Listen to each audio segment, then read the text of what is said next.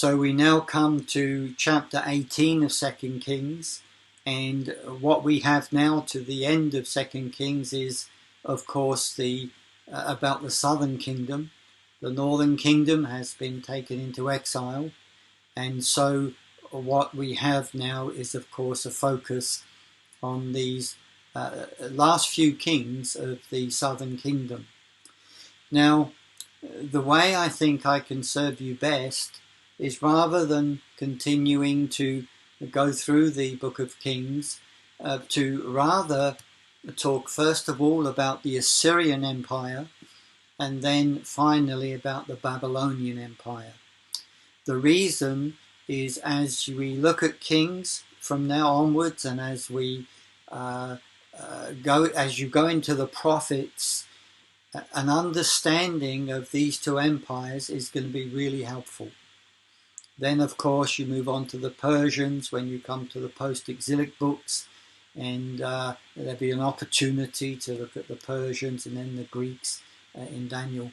But right now, I think, as I say, I can serve you best by looking at the Assyrian Empire. And so what I want to do is take a step back and have a look at all of the parts of this empire that relates to Scripture. Of course, there's much more that could be said. Many books out there, articles, but hopefully this teaching will serve you well for your engagement with Scripture. And so the Assyrian Empire we're talking about is known as the Neo-Assyrian Empire. Neo simply means new, the New Assyrian Empire. The reason it's known as that is because there was a very powerful Assyrian Empire earlier, and on the screen there, around 1350 BC. And what we see is the resurgence of this peoples about this time. Now, just as an idea of the size of the empire, of course, over the few hundred years that it was in power, it grew and shrank and grew various times. But there on the map you can see the size of the empire at its biggest, as well as how it began, when it began taking Babylon and then moving west to meet the Mediterranean. So in David's time, the Assyria was weak. It had no great empire. And of course David, even though his empire was nothing like the size of the Assyrian Empire, he would have been considered one of the world leaders at that time, with a very strong military and great success. We've already had a look at the size of his empire. After that time, when Solomon was in power, of course, Syria was still very much in what we would call today, of course, Iran. It was in that area, but it began to rise. And as each successive king came along, it began to grow, especially beginning with Ashur-dan II, and eventually Assyria moved west to meet the Mediterranean. Of course, the desire to move west was to have access to the Mediterranean, access to the wealth that was in the forests of Lebanon. The Phoenicians, of course, were the seafaring merchants there in the Mediterranean, and then, of course, eventually to make their way to Egypt. And so the Assyrians moved west. We first have contact with them and the Bible in the reign of Shalmaneser. Now, this was in the 9th century. This is not actually mentioned in the Bible, but we know from regular archaeology that Ahab met Shalmaneser in battle. Ahab was the husband of Jezebel, you remember, and his father was Omri.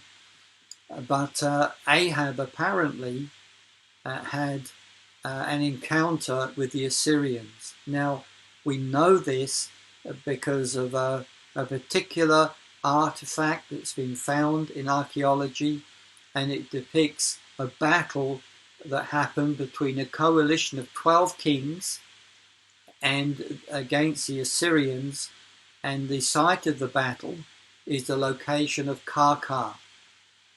This happened in 853. And we know too it was led by Ahab, who was working with Ben-Hadad. Now Ben-Hadad was the king of Damascus, and so even though these were often fighting, Ahab and Ben-Hadad, it seems, with the threat of the Assyrians, they joined together with 10 other kings from that region to form a united front. We know that King Ahab contributed 2,000 chariots and 14,000 men, which was a sizable contribution. It speaks of King Ahab's strength, military strength, and it seems a coalition held. In other words, the 12 kings were able at this time to hold off the Assyrians. Just an interesting point, we have in 1 Kings 20 a description of a battle that Ahab had with Ben-Hadad, and Ahab had victory, and Ben-Hadad, we read, made terms of peace, and they made a trade agreement. We read about that in 1 Kings 20, 26 following, and very possibly the reason King Ahab spared the life of Ben-Hadad is because he was aware of a bigger threat that was coming, which was the Assyrians, and that would certainly have made good military sense. Just a picture of the location of Karkar there, as it is north of both Samaria and Damascus. This is how we know about this particular battle.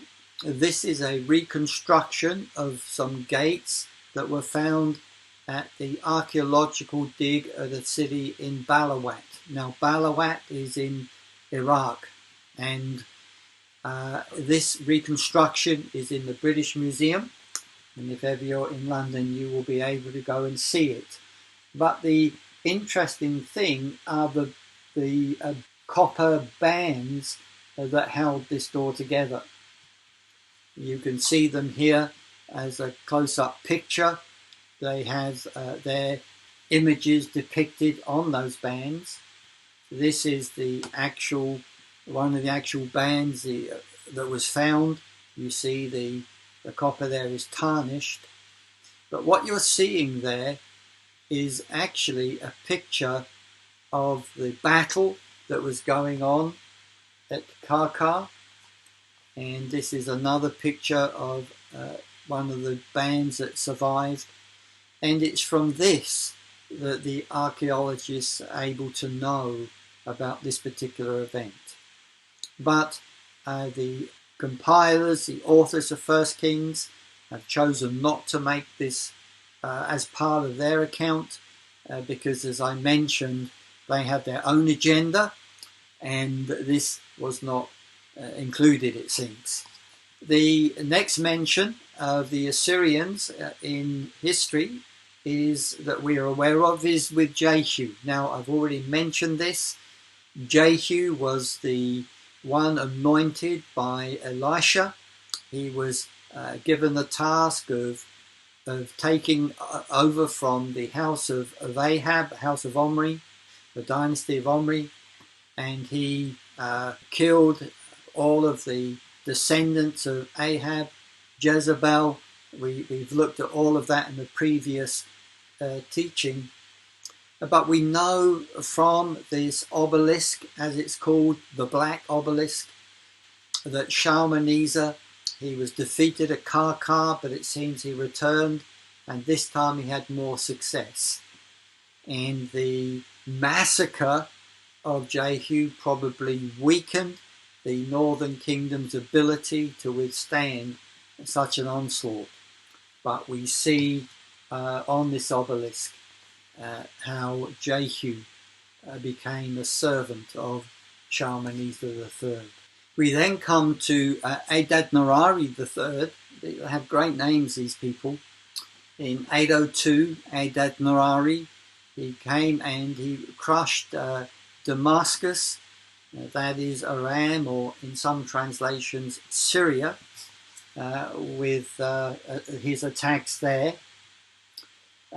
What is happening, of course, is the Assyrians were moving from Ashur and Nineveh. They were moving west, and they were making their way down the Mediterranean coast.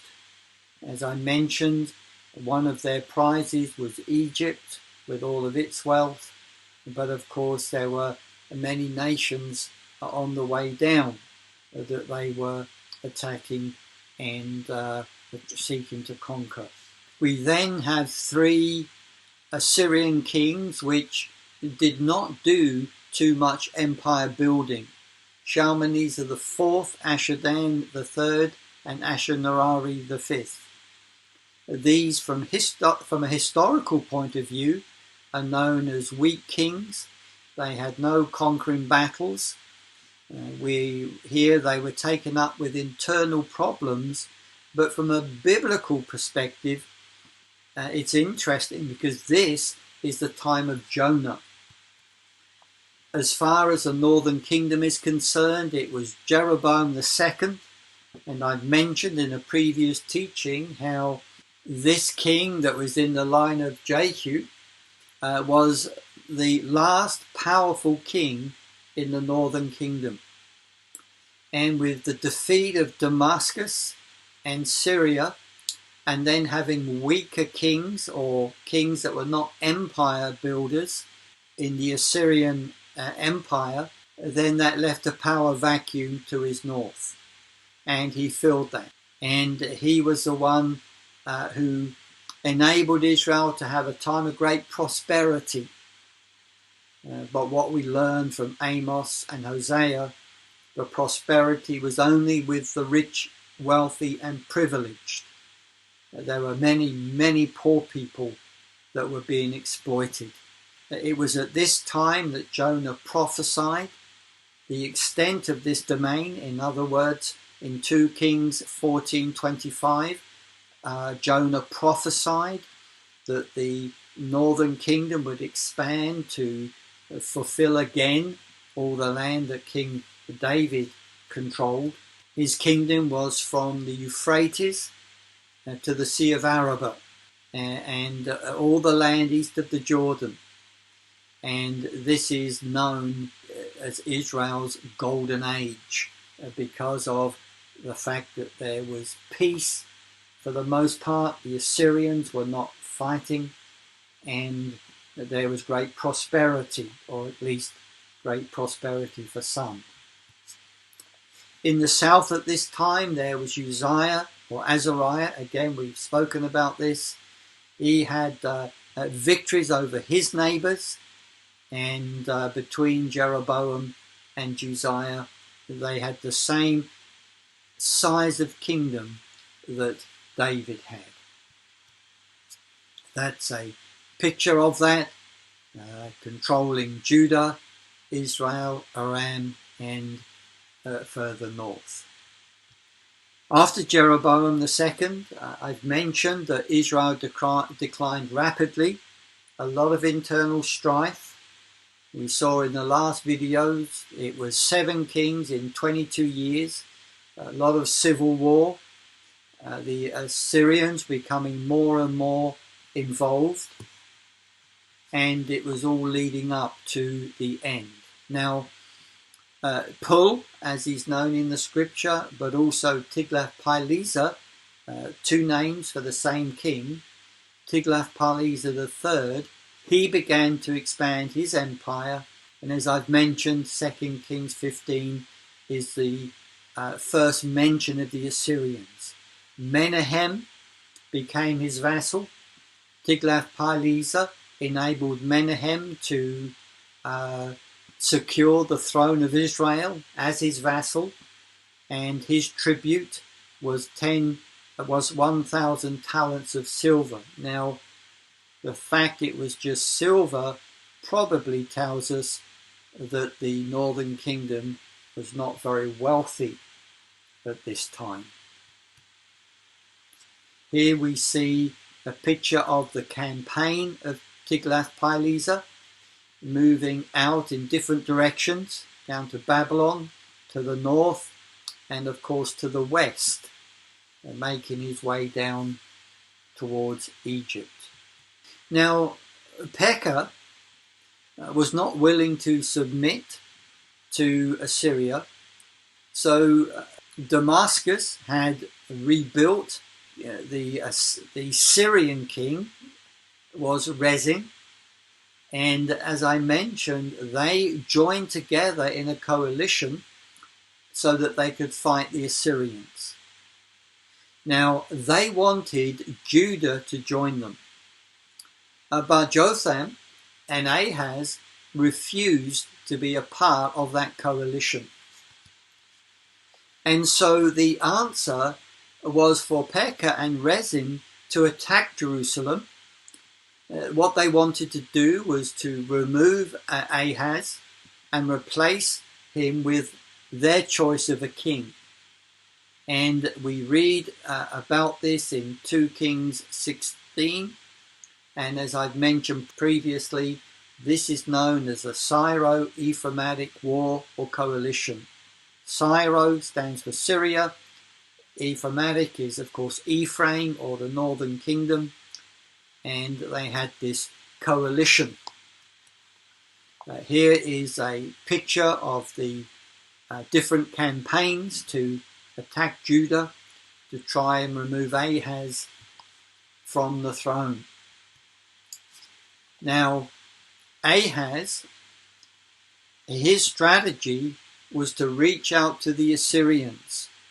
Remember, to become a vassal sometimes was because you were defeated in war, but some smaller kingdoms would reach out to a suzerain and voluntarily become a vassal on the condition or hoping that the suzerain, with the might of his army, would protect that king and help him confirm and stay king of their smaller kingdom. And this is what Ahaz did in Judah. He sent to Tiglath-Pileser. He asked Tiglath-Pileser to support him and to strengthen him, and he paid Tiglath-Pileser tribute. Now, Isaiah, he speaks a lot about this in chapter 7 to 12 of the prophet Isaiah, and it is really important reading, because what we see is the grace of God again in reaching out to Ahaz. And very clearly Isaiah was saying, you do not have to fear this coalition, and you certainly don't have to fear the Assyrians. If you trust me, I will deliver you. I have their trust or bust. Sadly, Ahaz did not trust. He, rather than trust in God, he trusted in the Assyrians, and it turned out to be a mistake and very painful for him. Nevertheless, as Ahaz reached out to Tiglath-Pileser, Tiglath-Pileser attacked Damascus and Israel, and in 732 Damascus was destroyed, and he also, Tiglath-Pileser also destroyed Galilee and the part of Israel that was on the east of the Jordan. And all of these people, if they weren't killed, they were taken into exile. So this is the first deportation of those in the northern kingdom, 732. As part of the arrangement that Ahaz had with Tiglath-Pileser, is that he adopted the idolatry of the Assyrians. And this was an absolute tragedy, because of course, remember, what we worship determines our worldview, it determines their ethics, it determines their values. And so under Ahaz, it was one of the darkest periods of Judah's history because the worship of Yahweh was pretty much abandoned. Before, when you have idolatry, often it was syncretism. Yes, they would worship Yahweh, but they would also worship the other deities, the local deities, and there would be a mixture. But with Ahaz, there was almost the total abandonment of the worship of Yahweh, the God of Israel, and things went very badly for him. So here we have another picture of the different campaigns of Tiglath-Pileser at this particular time. Of course, there were various campaigns, but there you have him attacking Damascus and Galilee and the part of Israel on the east of the Jordan.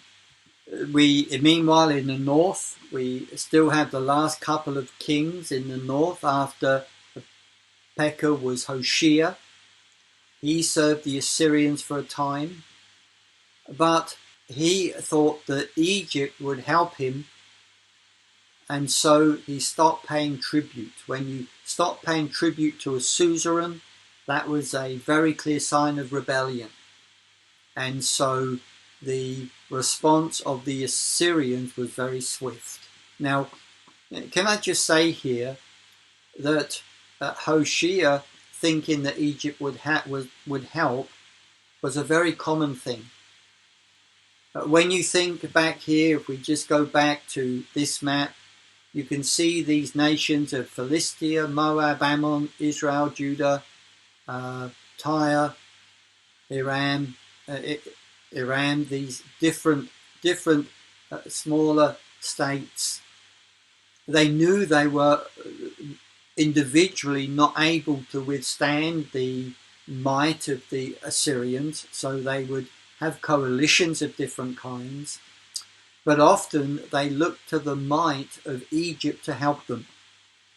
And this, as we will see, was a constant mistake that was made. But we read about this in Isaiah, we read about it in Jeremiah, where these prophets are saying to the kings of Judah, do not trust Egypt. They will not help you. You need to trust the Lord. And here we have Hoshea thinking that Egypt would help, stop paying tribute, but it resulted in the destruction of the northern kingdom. So Shalmaneser attacked Israel. We don't know of the details, but it seemed that he was able to capture Hoshea and put him in prison. And then he besieged Samaria for 3 years. When you read some of the prophets of this period, you get a clue to the awfulness of that siege, with people even resorting to cannibalism to stay alive. But the fact that the city stood for 3 years gives a clue of how strong it was. But of course, eventually it fell, and along with it, the whole of the northern kingdom. The city actually fell not to Shalmaneser, but to Sargon. It seems that Shalmaneser died during this 3 years. The successor Sargon continued the siege, and it fell in 722. And as we've seen, this was the end of the northern kingdom, and we have a second exile of the people to Assyria.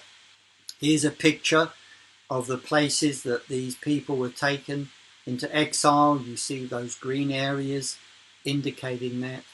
And just to say again that the 10 tribes of the north were not lost, and some people have suggested, but rather they were relocated.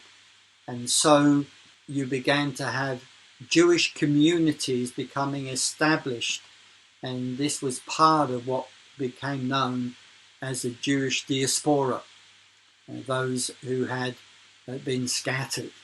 So we now, after Ahaz, we have his son Hezekiah coming to the throne, and it's intriguing to me how different they were. Ahaz was this king who was out and out pagan because he embraced the religion of the Assyrians. Hezekiah, he too was anti-Assyrian, but he didn't rebel during Sargon's rule. In 711, there was a coalition, an alliance that was led by Ashdod, with some of those nations around, as I've described. But Hezekiah did not join this, and so he was not attacked at that time. But the Assyrians under Sargon came back and destroyed that alliance. These nations again were expecting Egyptian help, but it didn't come. It didn't bring any fruitfulness for them, and they were crushed. And as I've said, Hezekiah did not take part in this particular uprising.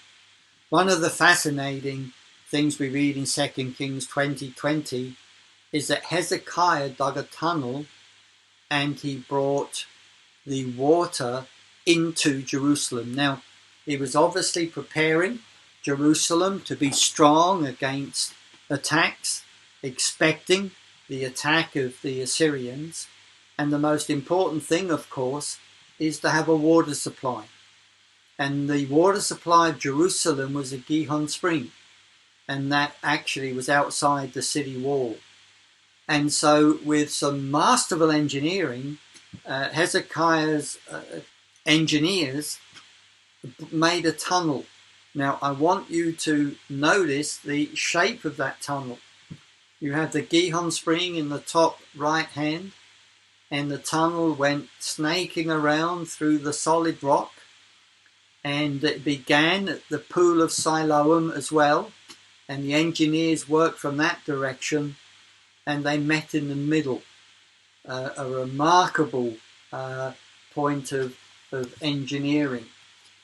This is a picture, a cutaway picture you see of the city of David. To the top right is thought to be the location of the temple, but the city of David you see there on the slope, and you can see the cutaway of how this particular tunnel worked its way through. Presumably they were following some kind of fault in the rock, I don't know, but this was really remarkable. This again is a picture of Hezekiah's Jerusalem, and you can see the particular pool there at the lower part of the pink area. This is a photograph inside that tunnel. If you've been to Jerusalem, maybe you've had the opportunity to walk through it. It's a very common thing for tourists to do these days, to walk through the entire length of the tunnel. This is an older picture looking at the fashion, but this is the location where the tunnel comes into the city of Jerusalem, into the walls of Jerusalem. So this would have been the main water source for Jerusalem at the time of Hezekiah after this engineering feat.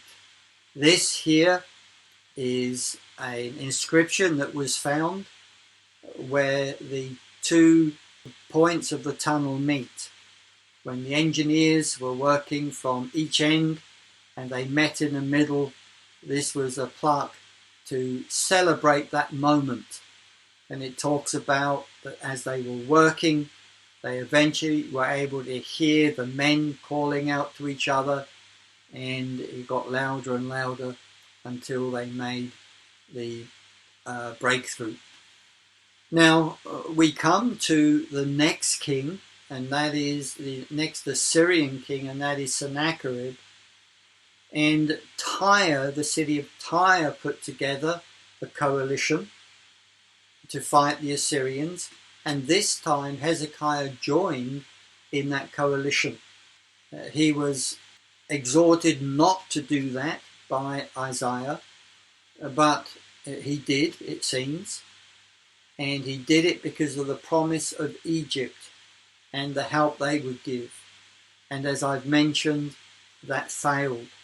So in 701, Sennacherib brought his armies to put down all of these cities that were rebelling against him. He crushed the city of Tyre, and he dealt with all the offending nations. This is a map of this particular campaign. You can see the armies of Sennacherib there, and in the red you can see the army of the Pharaoh, the Egyptian army. They came out to fight the Assyrians, but they were actually defeated. As far as Hezekiah was concerned, he realized that the rebellion was lost.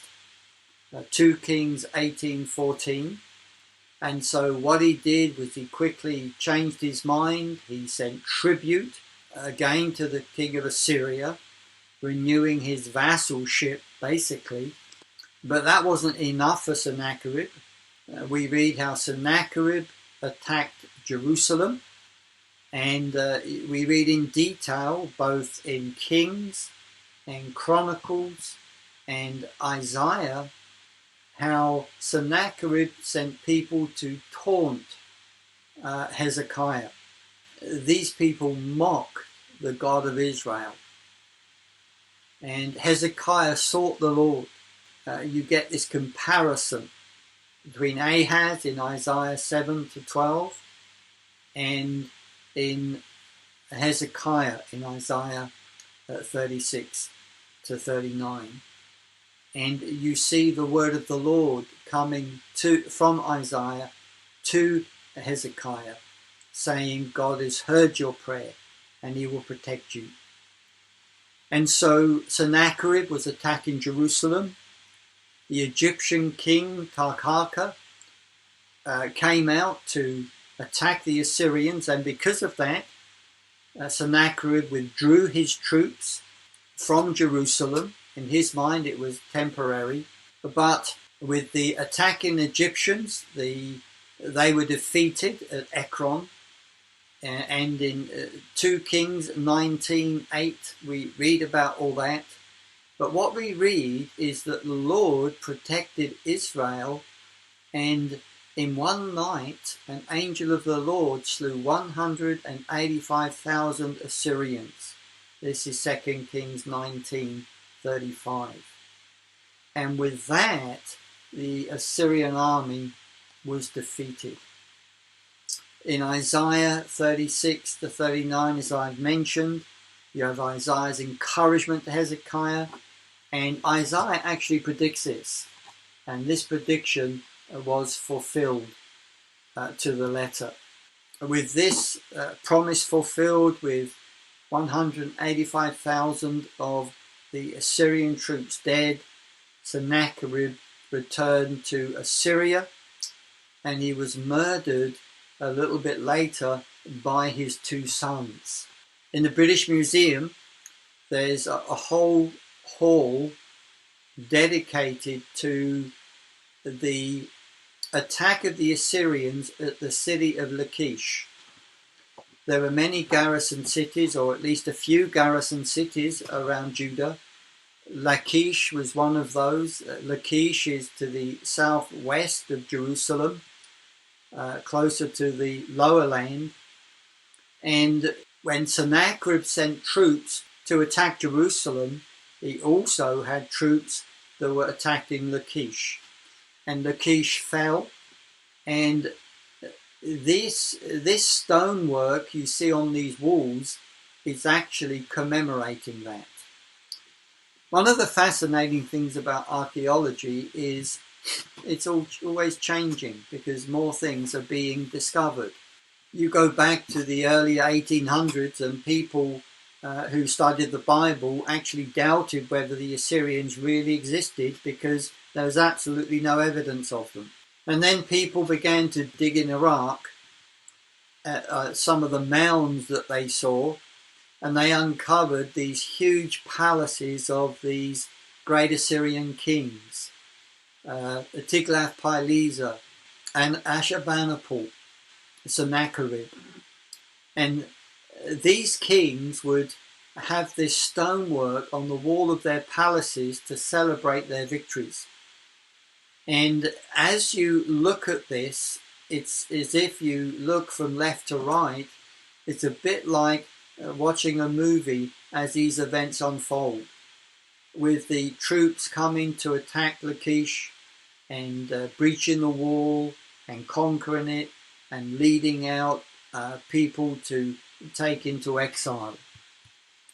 Here's a close-up picture of a part of that wall. You see the Assyrian soldiers, the archers there, attacking Lachish.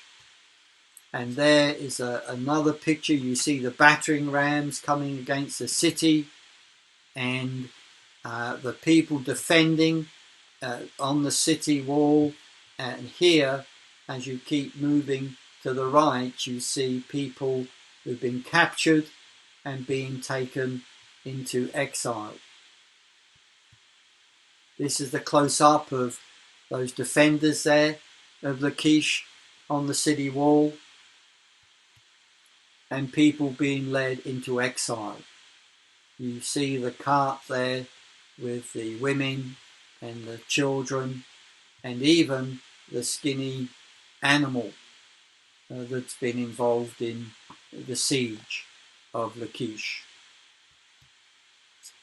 At the very end of the hall, you have a picture of Sennacherib, and if you look closely, you'll see that his face has been chopped out with an axe.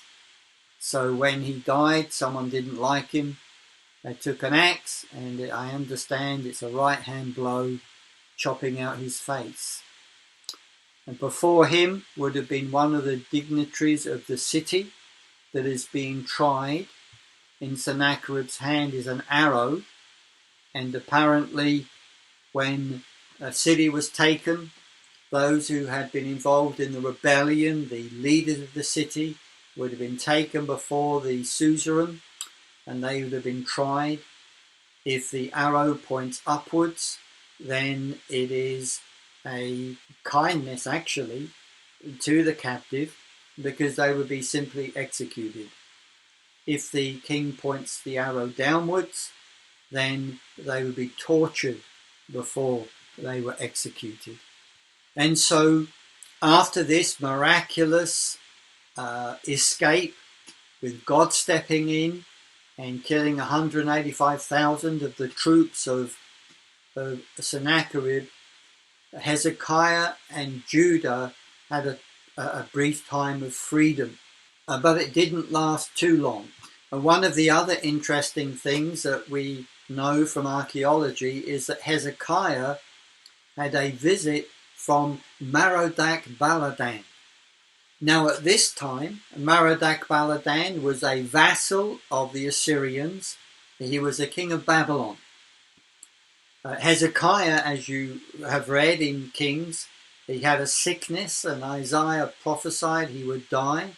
But actually, he sought the Lord, and God gave him an extra period of life, and he was healed and was given extra years. And the visit of Merodach-Baladan was to congratulate him on his recovery, but probably it was also to enlist his help against the Assyrians, because he was putting together a rebellion. He was reaching out to all of the vassals to try and have some sort of unity to be able to rebel against the Assyrians. This is the artifact. Again, it's in the British Museum. You can see on the left Merodach-Baladan, and on the right you have Hezekiah. Now I want you to notice the sizes of these two individuals, how they're depicted, and you can guess which one had this piece of artwork created. After Hezekiah we have Manasseh. With Manasseh there was a return to the yoke of the Assyrians. We read this in 2 Kings 21. He paid tribute to Esarhaddon and also to Ashurbanipal. These are the next two Assyrian kings. Manasseh was like his grandfather Ammon. He was a very evil king. We read in 2 Kings chapter 21, verse 10. The Lord said by his servants the prophets, because King Manasseh of Judah has committed all these abominations, has done things more wicked than all the Amorites did, those who were before him, and has caused Judah also to sin with his idols. Therefore, thus says the Lord, the God of Israel, I will bring upon Jerusalem and Judah such evil that the ears of everyone who hears it will tingle. And I will stretch over Jerusalem the measuring line of Samaria and the plummet of the house of Ahab. And I will wipe Jerusalem as one wipes a dish, wiping it and turning it upside down. I will cast off the remnant of my inheritance and give them into the hands of their enemies, etc., etc. Verse 16. Moreover, Manasseh shed very much innocent blood until he had filled Jerusalem from one end to the other, besides the sins that caused Judah to sin, so that they did what was evil in the sight of the Lord. Innocent blood is talking about injustice. It talks about the murder of children being offered to the pagan god Moloch, as well as injustice in the law courts, and the privileged exploiting the weak and the vulnerable. And you're going to meet that very often as the prophets continually speak out against it, even as verse 10 says. God in his mercy was sending prophets calling Judah to repentance, and sadly this fell on deaf ears. Now, Ashurbanipal was the last great king of Assyria, and after him the empire began to break up with rebellion among the vassals. Interestingly, Ashurbanipal is known as the most brutal of all the kings, and that's saying something. But also he was an archaeologist, and by that I mean in his time he collected as many articles of writing, clay tablets and other articles as possible to put in a library. And when in archaeology his palace was discovered, they found that library, and a lot of what he discovered or what he saved was 1,000 years old in his day. And so you can imagine the excitement of archaeologists to uncover these tablets that were very, very ancient, reached all the way back to Abraham's time. And that's how we're able to know so much about these ancient Mesopotamian cultures. This is one of the reasons. And so the rebellion began to rise. Nabopolassar, he was a tribal leader in Chaldea. And Chaldea is the area around Babylon. And he rallied the different tribes there, and he attacked Babylon, and he destroyed the Assyrians there, cleared Babylon of Assyrians, and declared himself king. And so in 626 the people made him king, and he took his armies and he began to defeat the Assyrians as he marched north. In 614 Ashur, one of the main Assyrian cities, fell, and he had a son who was going to become very famous, and his son was Nebuchadnezzar. Now, Nabopolassar was a good diplomat. He had a partnership, a coalition with the Medes, who were a peoples to the east of the Assyrians, and together they attacked Nineveh in 612, and that's when it fell, and that really was the end of the Assyrian Empire. There were a few who remained standing, but that was very much the end. Now, the interesting thing is that Nineveh was one of these cities that could not be taken by siege. The walls were so high, they went so deep into the ground, and they were so thick that it was impossible. Also, the river Euphrates ran through the city, so they would never be short of water. But Nahum prophesies that Nineveh would fall, and would fall through a flood. And according to history, as we understand, there was a flood, and this flood was so strong that it actually washed away a part of the wall, and that opened up the way for Nineveh to fall. The remnant of the Assyrian army, they fled to the west, and they ended up in the city of Carchemish.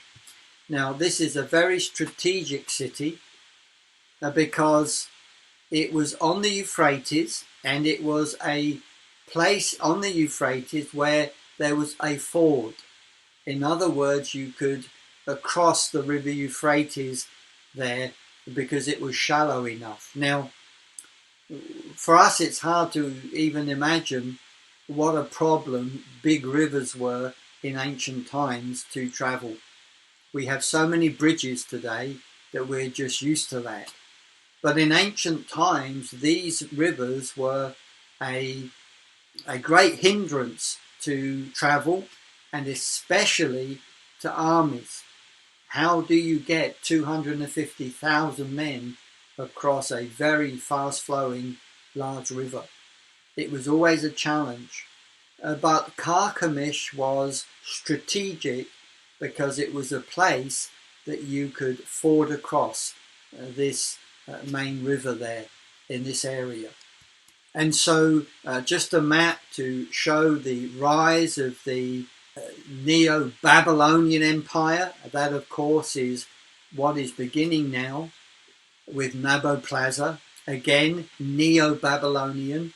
The new Babylonian Empire, there was one earlier, and now it was rising again. And you can see the green with the different Chaldean forces, and the forces in red from Media. And also, if you look at Egypt, you see this orange arrow, and it speaks about the Egyptians. Now, this is where it gets interesting. Necho, who was king of Egypt at that time, he was looking at the rise of Nabopolassar and the rise of the Babylonians. He was obviously aware of the defeat of the Assyrians, and so he decided to support the Assyrians. He must have weighed up his options, considered the Babylonians to be the next power, and they would be a worse threat than the Assyrians to him. So he took his army north in 609 to help support what remained of the Assyrians. Now we have Josiah. Josiah, the grandson of Manasseh, he was the son of Ammon. Ammon only reigned for 2 years, and he was actually assassinated. He was as bad as his father Manasseh. But Josiah was a man who sought the Lord. He was a great reforming king, and you've read about this in 2 Kings 22-23. It was he who rediscovered the book of the law, and he repented before God. And again, with that repentance, God said, all judgment will be delayed. And the desire of God, let me stress, was to continue to delay it. Sadly, Josiah's sons were not like him. Nonetheless, Josiah cleansed the land from the land of Judah from idols, and he not only did he cleanse Judah from idols, he also went to what was the northern kingdom, to the city of Bethel, where there was a golden calf that was put there by Jeroboam I. You'll remember that. And this prophet that came from Judah, the one that prophesied against this new religion that Jeroboam I had set up. We read about this in 1 Kings 13. He has a remarkable prophecy. In 1 Kings 13:2, he says, there will come a time when a king of Judah will cleanse this land. And that king's name is going to be Josiah. And right here we see that prophecy fulfilled, as Josiah not only cleansed Judah, but he went to the north and cleansed Bethel and what was the northern kingdom of idols. Now, with all of this intrigue happening, Josiah was free from the control of the Assyrians, because they were going much weaker and losing control of their whole empire. Plus we have the Babylonians rising under Nabopolassar. And so when Josiah saw this, he decided to support the Babylonians. And so you have this dynamic where the Egyptian king wanted to support the Assyrians, and Josiah wanted to support the Babylonians. And therefore Josiah tried to hinder the Egyptian king's progress.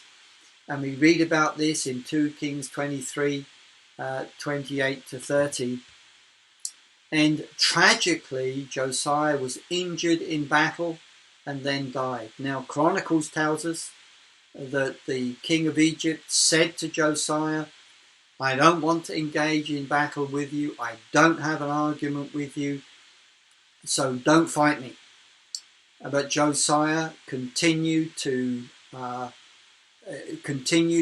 battle, and he was injured and he died. With the defeat of Necho over Judah, he continued to Carchemish, and he and the remaining Assyrians were successful.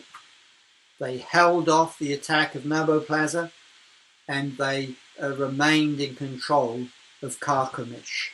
Here is a map of the movements of Necho up the coast there, and in red you have the army of Josiah and the location of the battle. And it was a tragedy that Josiah didn't listen to Necho. Nabopolassar, he attacked again a few years later, 605. But during this time he died, presumably naturally, and his son Nebuchadnezzar took his place. Nebuchadnezzar was a very strong king. He went back to Babylon, was crowned, and then continued the assault on the Assyrians. And this time there didn't seem to be a strong Egyptian presence. And so Nebuchadnezzar defeated the Assyrians at 605, and this was truly the end of the Assyrian Empire. And what is interesting is this empire, the Assyrian Empire that was so strong for so many years, a few hundred years later, there seemed to be no visible remains. It took the archaeological digs in the 1800s that truly brought the current understanding of the Assyrians to us. So just again, a bit of a framework of dates that will help you. 732, you'll remember, was the first exile of the northern kingdom. That's when parts of Galilee and the tribes of the east of the Jordan were taken. That was Tiglath-Pileser. 722 was the fall of the northern kingdom of Samaria, and that really did bring about the scattering of those northern tribes of Israel. 711, there was this rebellion that was led by Ashdod, anti-Assyrian rebellion, and Judah was not involved at that time. At 701, Tyre, the city of Tyre, led another rebellion, and Judah was involved this time, and led to the attack of Jerusalem, but also to the incredible deliverance that Hezekiah knew. Hezekiah, a king who sought the Lord. 612 is the fall of Nineveh, and therefore pretty much of the whole Assyrian Empire. Now, just to finish by stressing how brutal and cruel the Assyrians were. You'll notice there on the left of this picture, that again came from one of the palaces of those kings. You see there this woman and children going into exile. But to the right, you see these men spread-eagled, and what is happening is these Assyrians are peeling the skin off slice by slice. That was one of the tortures that was inflicted on those they defeated. This here is a picture of how they would impale people. These stakes would be forced up the victim's backside, and the stakes would be stuck in the ground, and very slowly the weight of the individual would force the stick further and further upside into the body of the person until they died. Incredible cruelty from the Assyrians.